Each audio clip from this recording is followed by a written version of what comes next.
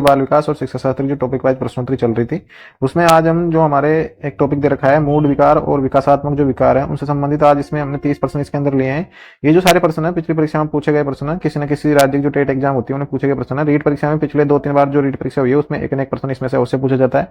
यदि आप इन प्रश्नों की अगर पीडीएफ चाहते हो तो आपको इसके लिए टेलीग्राम चैनल ज्वाइन करना पड़ेगा। तो आप टेलीग्राम चैनल ज्वाइन कर ले। टेलीग्राम चैनल का नाम है आरके विद एजुकेशन के नाम से आपको टेलीग्राम मिल जाएगा, तो वहां से आप इसको ज्वाइन जरूर कर ले।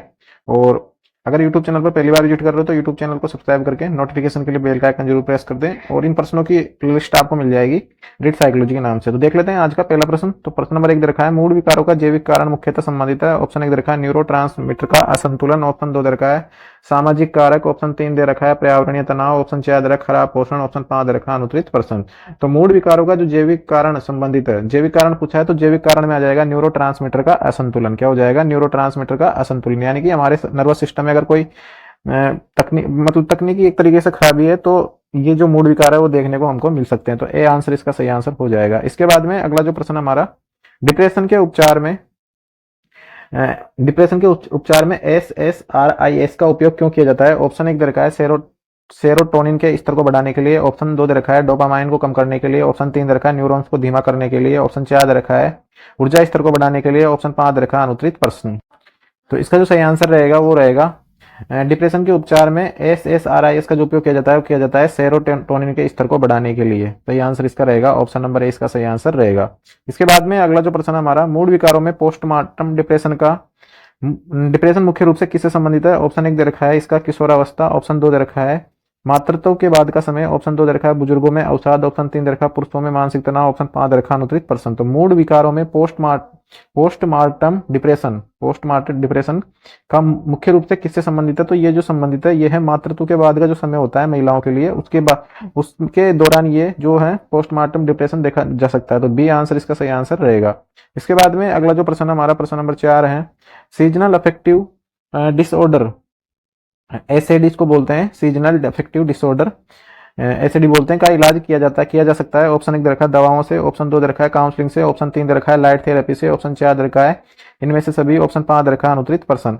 तो सीजनल अफेक्टिव डिसऑर्डर का जो इलाज किया जाता है वो तो इसका इलाज दवाओं से भी संभव है, काउंसलिंग से भी कर सकते हैं, और लाइट थेरेपी सीबीटी जिसको बोलते हैं सीबीटी।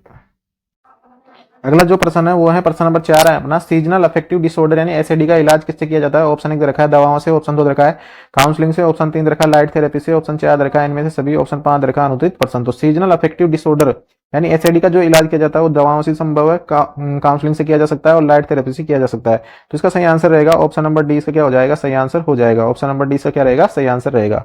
इसके बाद में अगला जो प्रश्न हमारा ये प्रश्न है हमारा प्रश्न नंबर 5 है हमारा हाइपोमेनिया और मेनिया में अंतर होता है। ऑप्शन 1 दे रखा है लक्षणों की गंभीरता का। ऑप्शन 2 दे रखा है अवसाद की उपस्थिति में। ऑप्शन 3 दे रखा है शारीरिक स्वास्थ्य में। ऑप्शन 4 दे रखा है दोनों में कोई अंतर नहीं। ऑप्शन 5 दे रखा है अनुत्तरित प्रश्न। तो हाइपोमेनिया और जो मेनिया में अंतर देखने को मिलता है उनकी लक्षणों की गंभीरता में देखने को मिलता है। हाइपोमेनिया का मतलब क्या होता है। हाइपोमेनिया एक तो पहले तो हम समझ लेते हैं मेनिया होता क्या है। मेनिया होता क्या है तो मेनिया होती है एक उन्माद इसको बोल सकते हैं। इसको बोला जाता है खुशी की लहर। क्या बोला जाता है खुशी की लहर इसको बोला जाता है खुशी की लहर। और इसके अंदर होता क्या है कि संवेगात्मक रूप से क्या होता है व्यवहार में परिवर्तन होता है। संवेगात्मक रूप से व्यवहार में परिवर्तन होता है। संवेगात्मक रूप से व्यवहार में परिवर्तन होता है। इसमें व्यक्ति अत्यधिक सक्रिय और खुश होता है और अचानक से वह अपने व्यवहार में क्या करता है असामान्य व्यवहार प्रदर्शित करता है। तो हाइपोमेनिया में तो क्या होता है बहुत ज्यादा लक्षण देखने को मिलते हैं और मेनिया में थोड़े कम देखने को मिलते हैं। तो सही आंसर इसका हो जाएगा ऑप्शन नंबर ए इसका क्या हो जाएगा सही आंसर हो जाएगा। इसके बाद में अगला जो प्रश्न है हमारा अगला प्रश्न है दोस्तों प्रश्न नंबर 6 है डिस्थीमिया के अन्य नामों में से एक है। ऑप्शन 1 दे रखा है हल्का अवसाद। ऑप्शन 2 दे रखा है हल्का उन्माद। ऑप्शन 3 दे रखा है हल्का चिंता विकार। ऑप्शन 4 दे रखा है हल्का बाइपोलर विकार। ऑप्शन 5 दे रखा है अनुत्तरित प्रश्न। तो डिस्थीमिया होता क्या है। डिस्थीमिया एक जो बाइपोलर डिसऑर्डर जो होता है द्विध्रुवीय विकार उसी का क्या होता है एक मतलब इसका लाइट वर्जन मान सकते हैं। जैसे कोई ऐप होता है तो उसका लाइट वर्जन जिस प्रकार से होता है इसी प्रकार से जो हल्का बाइपोलर विकार है डिस्थीमिया क्या होता है हल्का बाइपोलर विकार होता है। क्या होता है हल्का बाइपोलर विकार होता है। जैसे द्विध्रुवीय विकार में तो क्या होता है एकदम से व्यक्ति बहुत ज्यादा खुश हो जाता है और द्विध्रुवीय में फिर एकदम से क्या होता है वो दुखी भी हो जाता है। लेकिन इसके अंदर क्या होता है इसके अंदर व्यक्ति खुश तो रहता है लेकिन इतना ज्यादा एकदम से खुश नहीं होगा और एकदम से दुखी भी नहीं होगा। तो इसका सही आंसर हो जाएगा ऑप्शन नंबर डी से क्या होगा सही आंसर होगा। इसके बाद में अगला जो प्रश्न हमारा मूड विकारों में रैपिड साइकिलिंग का अर्थ क्या क्या तात्पर्य है? ऑप्शन 1 दे रखा है एक वर्ष में 4 या अधिक मूड एपिसोड होना। ऑप्शन 2 दे रखा है सप्ताह में एक बार मूड बदलना। ऑप्शन 3 दे रखा है लगातार मूड का एक जैसा रहना। ऑप्शन 4 दे रखा है अवसाद में लंबे समय की लंबे चरण। तो इसका जो सही ऑप्शन 5 दे रखा है अनुत्तरित प्रश्न। तो इसका जो सही आंसर रहेगा वो रहेगा एक वर्ष में 4 या अधिक मूड एपिसोड होना। क्या रहेगा सही आंसर? एक वर्ष में 4 या अधिक मूड एपिसोड होना। हो सकता है आपको दोस्तों ये प्रश्न ऐसे लग रहे होंगे कि ये प्रश्न कहां से लेके आया हूं। तो ये प्रश्न जो है ये परीक्षा में पूछे गए प्रश्न है, लेकिन क्या होता है कि कुछ टेट जो एग्जाम, कुछ अलग अलग राज्यों की जो टेट एग्जाम होती है उसके अंदर से प्रश्न पूछे गए हैं। तो आप ऐसा नहीं सोचें कि ये प्रश्न पूछे नहीं जाएंगे, कभी कभी रीट में ऐसे प्रश्न भी पूछे गए हैं आज तक भी। तो इसका जो सही आंसर रहेगा वो रहेगा ऑप्शन नंबर ए, इसका सही आंसर रहेगा।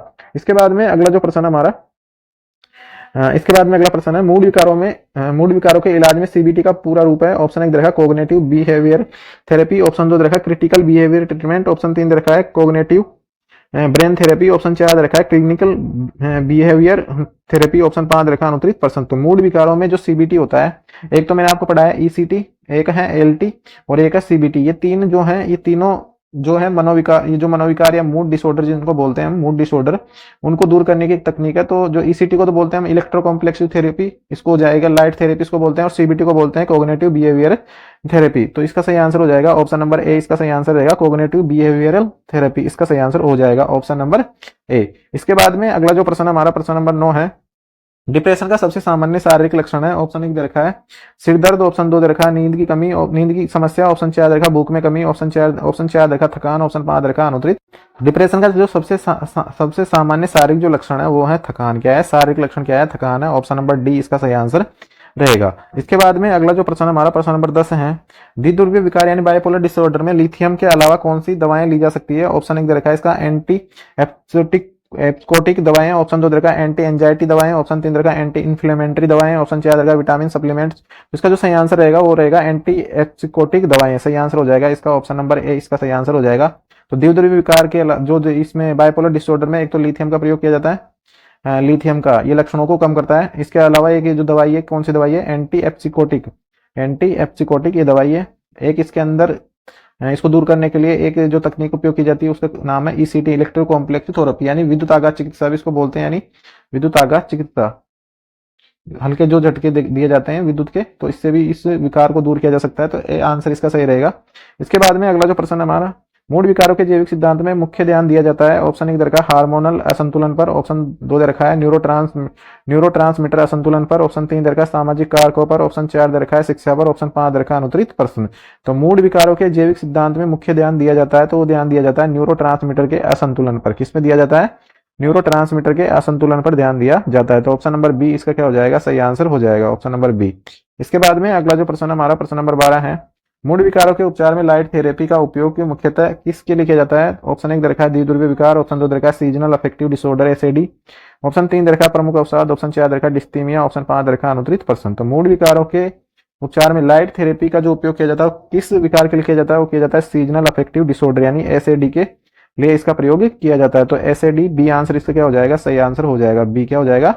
सही आंसर इसका रहेगा। इसके बाद में अगला जो प्रश्न है, अब हमारे जो प्रश्न आ गए ये आ गए हमारे विकासात्मक विकार। विकासात्मक विकारों में जो हमारे पास में है वो कौन कौन से विकार है मैं आपको एक बार बता देता हूं। तो इसमें एक तो है सबसे बड़ा जो विकार है वो है आत्म यानी कि ऑटिज्म।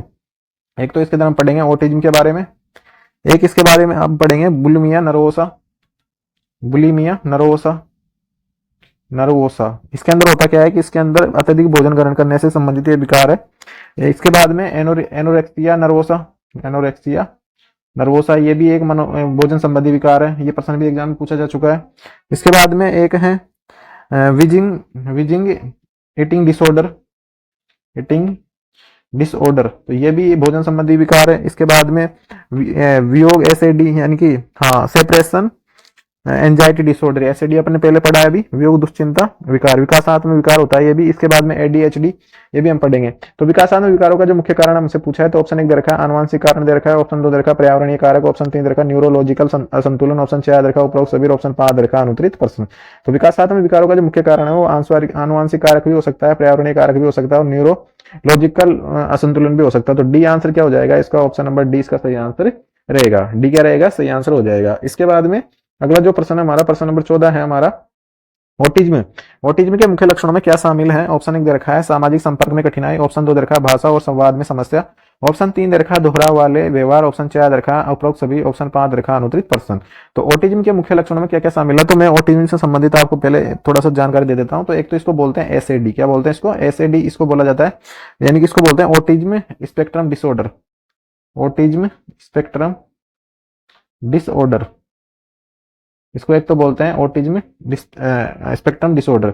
एक ऑटिज्म डे मनाया जाता है, वो मनाया जाता है 2 अप्रैल को। कब मनाया जाता है, 2 अप्रैल को एक तो वो मनाया जाता है। इसके अलावा ये क्या होता है, एक विकासात्मक विकार है। कौन सा विकार है ये, विकासात्मक, यानी जैसे जैसे बच्चा बड़ा होगा उसके साथ हमको ये विकार देखने को मिलेगा, तो एक विकासात्मक विकार है। इसके अलावा इसकी जो सबसे पहले पहचान जो की थी, सबसे पहले जो पहचान की गई थी वो की गई थी लियो केनर के द्वारा। किसके द्वारा की गई थी, लियो केनर के द्वारा इसकी सबसे पहले पहचान की गई थी। इसमें होता क्या है कि ये जो तंत्रिका तंत्र और शारीरिक विकास और मानसिक विकास इससे क्या होते हैं, प्रभावित होते हैं। इसमें इसके लक्षण क्या क्या है, इसमें एक तो संप्रेषण की कमी होती है, बोलते समय व्यक्ति हकलाता है, बोल नहीं पाता, समाज के प्रति वो उदासीन रहता है, अपने आप में डूबा रहता है और एकांतवासी और किसी से नजर नहीं मिला पाता है। और वो क्या करता है, खिलौनों को सूंघने का प्रयास करता है या उनको चाटने का प्रयास करता है। तो एक इसको बोलते हैं आत्म विमोह है, एक इसको आत्म विमोह भी बोला जाता है, या इसको स्वलीनता भी इसको बोलते हैं।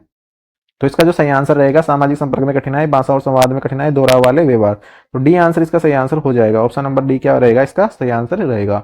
इसके बाद में अगला जो प्रश्न हमारा, एडीएचडी का पूरा नाम क्या है, तो attention disorder with hyper activity deficiency. Option 2 रखा है attention deficit hyper activity disorder, option 2 रखा है active development hyper active disorder, option 4 दे रखा none of the above, option 5 रखा अनुत्तरित पर्सन। तो एडीएचडी का जो पूरा नाम है attention defective hyper active disorder, तो सही आंसर हो जाएगा इसका ऑप्शन नंबर बी, इसका क्या रहेगा, सही आंसर रहेगा। सही आंसर क्या रहेगा इसका, ऑप्शन नंबर बी इसका सही आंसर हो जाएगा। इसमें होता क्या है कि ये एक भार विकार है, इसमें ध्यान एकाग्र नहीं कर पाते हैं बच्चे, क्या नहीं कर पाते हैं, ध्यान एकाग्र नहीं कर पाते हैं, और अत्यधिक क्या होते हैं, सक्रिय होते हैं। अत्यधिक क्या होते हैं, वो सक्रिय होते हैं, अत्यधिक सक्रिय होते हैं। तो इसका जो सही आंसर हो जाएगा वो हो जाएगा ऑप्शन नंबर बी, इसका क्या हो जाएगा, सही आंसर हो जाएगा। इसके बाद में अगला जो प्रश्न है, मौखिक भाषा में कठिनाई किस विकासात्मक विकार का लक्षण है। ऑप्शन 1 दरका डिसलेक्सिया, ऑप्शन 2 दरका ऑटिज्म, ऑप्शन 3 दरका डिस्फासिया, ऑप्शन 4 दरका एडीएचडी, ऑप्शन जो अगला दे रखा है अनुत्तरित प्रश्न। तो इसका जो सही आंसर रहेगा, मौखिक भाषा में कठिनाई का जो संबंध है वो है डिस्फासिया से। किससे है, डिस्फासिया से। डिसलेक्सिया तो लिखने से संबंधित है, नहीं पढ़ने से संबंधित, डिसलेक्सिया है पढ़ने से संबंधित, पढ़ने से संबंधित है डिसलेक्सिया। और डिसग्राफिया लिखने से संबंधित है, डिसग्राफिया लिखने से संबंधित है। और डिस्फासिया क्या है, मौखिक भाषा में कठिनाई किससे विकासात्मक लक्षण है, तो डिस्फासिया का है। तो सी आंसर इसका सही आंसर रहेगा। एडीएचडी का नाम मैंने आपको बता दिया, एडीएचडी, तो इस attention defective hyper active disorder. और ये हो गया ऑटिज्म, हो गया आपका। ऑटिज्म 2 अप्रैल को ऑटिज्म दिवस मनाया जाता है, तो ये भी याद रखें आप।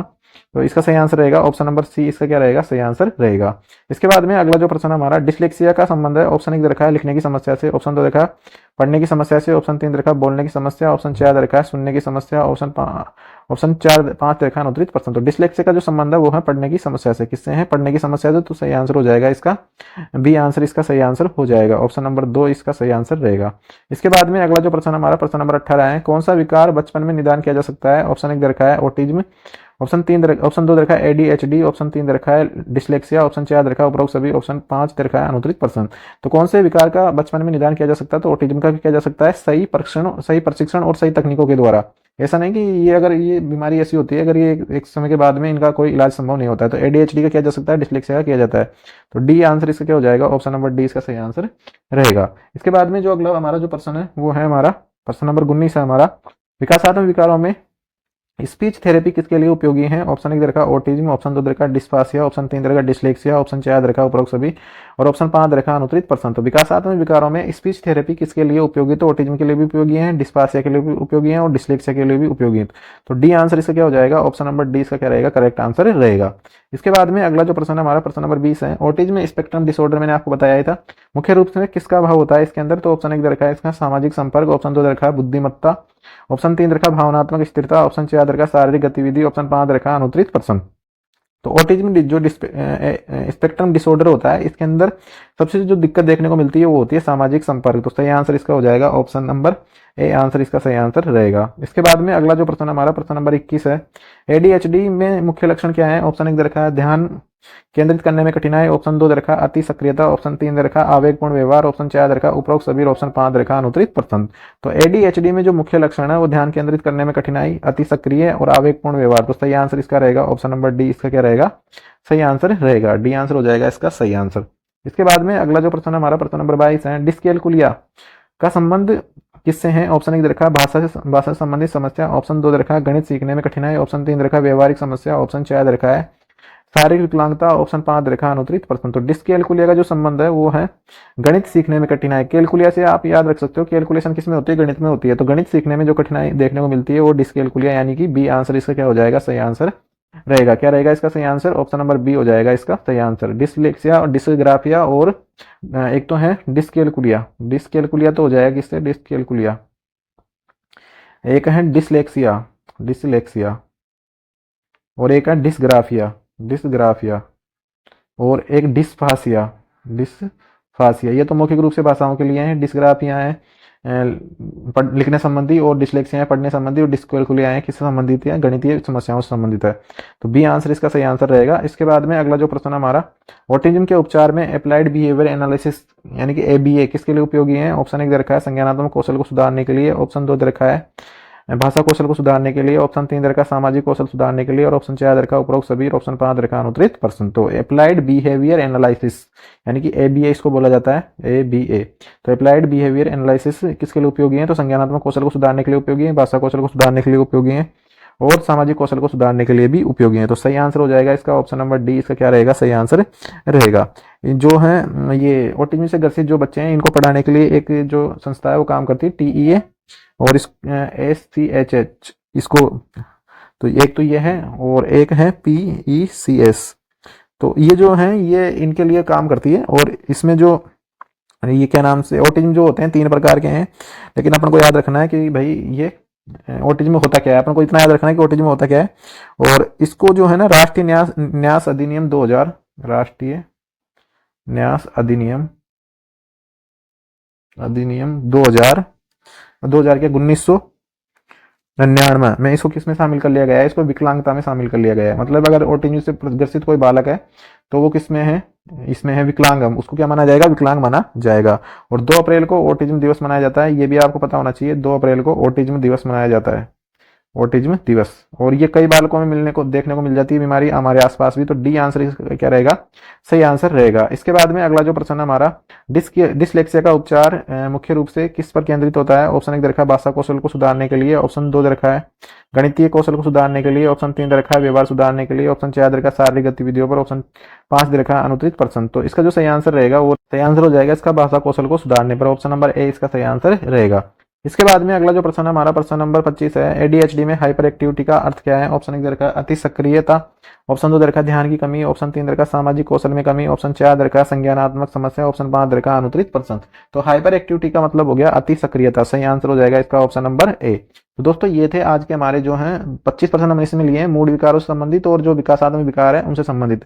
आने वाले एक भाग में और हम जो विकासात्मक विकार है उसमें उससे संबंधित कुछ प्रश्न और रह गए हैं तो उनको भी हम हल करने का जो है कोशिश करेंगे। और ये जो प्रश्न है पिछली परीक्षा में पूछे गए प्रश्न है, अगर आप इनको पीडीएफ में चाहते हो तो पीडीएफ के रूप के लिए आपको RK with education channel join करना पड़ेगा। इसका लिंक आपको डिस्क्रिप्शन में मिल जाएगा, या आप इसको टेलीग्राम पर जाके भी सर्च कर सकते हो। और इन प्रश्नों की आपको जो प्लेलिस्ट है वो रीड साइकोलॉजी के नाम से आपको मिल जाएगी, रीड साइकोलॉजी के नाम से। तो वहां से आप इनको क्रम वाइज देख सकते हो, रीड साइकोलॉजी के नाम से। तो इसके अलावा अगर आप टीचिंग मेथड वगैरह की जो क्वेश्चन देखना चाहते हो तो हमने जो टीचिंग मेथड की 19 प्रश्नों की सीरीज स्टार्ट की है तो आप उनको भी वहां से देख सकते हो, क्योंकि व्याख्या पढ़ने के बाद में एमसीक्यू प्रश्न करना बहुत ज्यादा जरूरी हो जाता है। और आप सभी को पता है कि आपकी जो एग्जाम है 27 फरवरी को आयोजित होने जा रही है, तो आप अपनी तैयारी को कंटिन्यू रखें। और ऐसे ही वीडियो देखने तथा जॉब संबंधी और भी अन्य अपडेट के लिए आप हमारे साथ हमारे यूट्यूब चैनल पर बने रहें और चैनल को शेयर जरूर कर दें।